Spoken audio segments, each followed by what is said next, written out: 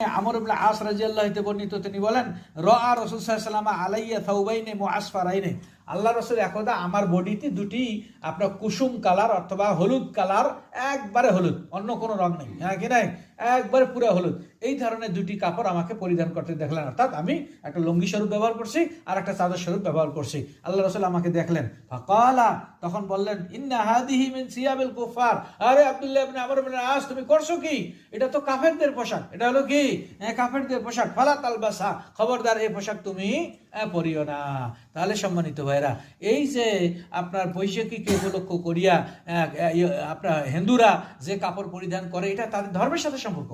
এটা হলো কি, আমরা লাল এবং লাল সাদা রঙের কাপড় একসঙ্গে কোনো সমস্যা নেই পড়তে, কিন্তু এই যে কাপড় তৈরি করা হইতেছে এই নির্ধারিত দিনে, এটি হলো তাদের ইবাদত, অতএব তার সঙ্গে আপনি আমি সাদৃশ্য করতে পারবো না, অবশ্যই তা থেকে বিরত থাকতে হবে। কিন্তু দুঃখের বিষয়, আজকে আপনার আমার বউ বাচ্চা কাচ্চা টেলিফোনে ফোন করে, হ্যাঁ আপনি তো বিদেশে আসেন, এবারে কি বলে আমরা একাই পড়ি আছি এখানে, তো এই বৈশাখী আসতেছে, টাকা একটু বেশি করে পাঠিয়ে দেন, বাচ্চা কাচ্চাদের জন্য বৈশাখীর কাপড় কিনে লাগবে। না, চলবে না ভাই, কি চলবে না, টাকা পাঠাইতে পারবে না, তা থেকে বিরত থাকতে হবে।